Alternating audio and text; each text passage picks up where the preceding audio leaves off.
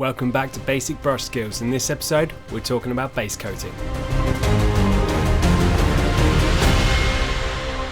What is going on, guys and girls? Welcome back to Burnt Aquila Painting. My name is Graham. Welcome back to the channel. And for everyone that's new out there, welcome. Grab a pew. As you can see, the lights are back. I've had a little experiment trying to get that graininess and the best lighting I can for you guys.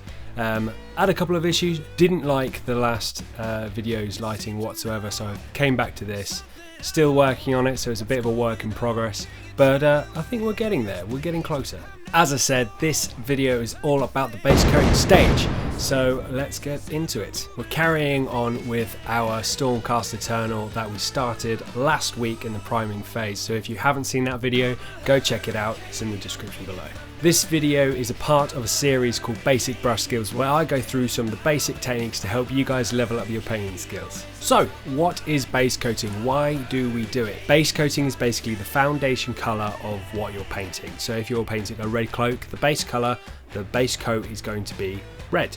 If you're doing gold power armour, the base coat is going to be gold. And before we start, I just want to say, John O'Johnston, you sir are a legend. Thanks for all your support. You're always leaving me likes and love. So thanks very much, dude. So with base coating, when you come to start, where do you start? Everyone has their different starting points. What I tend to do is look at the mini and try to figure out where are the most hard to reach places. And they will be the parts of the mini that I base coat first. Just because once the other places are base coated, it's that hard to get a brush into. You might get paint on already painted parts. In this case, I start with the armour, and as this is my first Stormcast Eternal I've ever painted, I wanted to try and do it with that classic gold armour, blue and white robes that you see.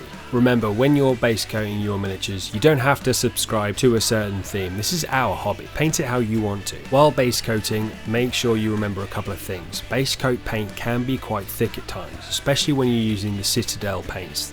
Another tip I recommend is get yourself a wet palette. Reason being is when you're thinning your paints, the wet palette will help your paints to stay thin. Primary reason is that your paints won't dry out, so you're not wasting paint. Your paints will last longer, you're spending less money, so that means more money for plastic crap, in theory.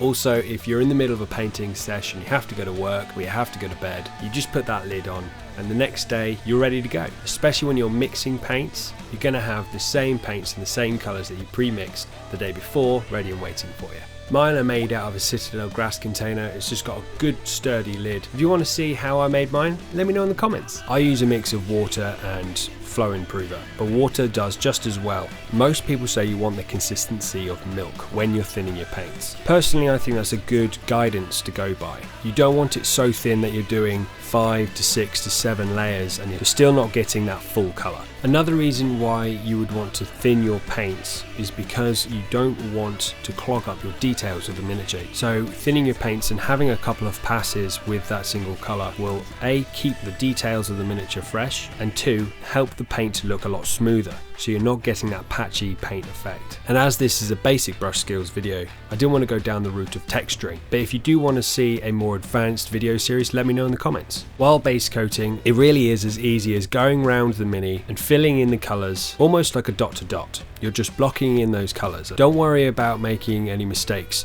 because chances are when you start base coating, you're base coating on your primer or your zenithal highlight.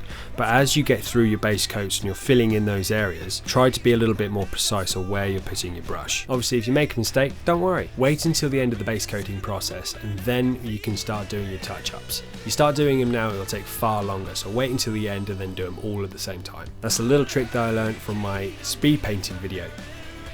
Check it in the cards. For me, base coating is a really exciting part of the process, just because it's the first time you start to see your mini come alive with the colour scheme that you've chosen.